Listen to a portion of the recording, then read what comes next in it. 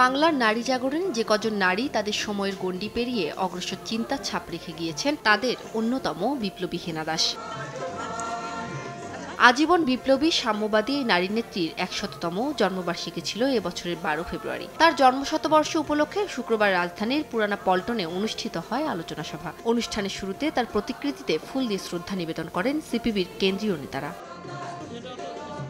শ্রদ্ধা নিবেদন শেষে আজীবন বিপ্লবী এই নারীর গৌরবময় কর্মমুখ জীবন থেকে শিক্ষা নিয়ে মানব মুক্তির আন্দোলনে উদ্বুদ্ধ হওয়ার আহ্বান জানান বক্তারা। যে হেনাদির জীবন আলোক, আসলে এটা কি এখন যারা আমরা রাজনীতির যে সাধারণ চল হিসাব সেই হিসাব দেখি, সেইটা কি অনেকে চিন্তা করতে পারি যে এইরকম একজন নারী তিনি তার জীবনকে কিভাবে শুরু করেছিলেন, সেই একেবারে চা শ্রমিক আন্দোলন থেকে শুরু করে কোথায় তিনি ছিলেন না, এবং যেখানে তিনি ছিলেন নিবেদিত হয়েছিলেন, একা ছিলেন না, অন্যদেরকে সংগঠিত করে বিকল্প পথের নির্দেশনা করে তিনি সুনির্দিষ্ট তার কাজকে তিনি অব্যাহত করে রাখতে পেরেছিলেন। মানুষের জীবনের মুক্তির জন্য তিনি নিজেকে নিবেদন করেছেন এবং যে কোনো শ্রেণী পেশার বৈষম্যের বিরুদ্ধে তিনি রুখে দাঁড়িয়েছেন। মুক্তির সংগ্রামে তিনি সবসময় আজীবন নিজেকে নিবেদিত করেছেন।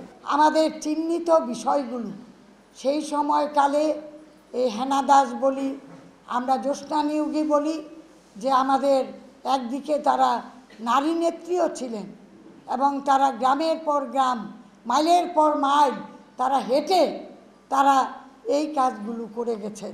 অনুষ্ঠানে হেনা দাসের স্মরণে সঙ্গীত পরিবেশন করেন সাংস্কৃতিক জোটের শিল্পীরা। উম্মে হানি, সময় সংবাদ, ঢাকা।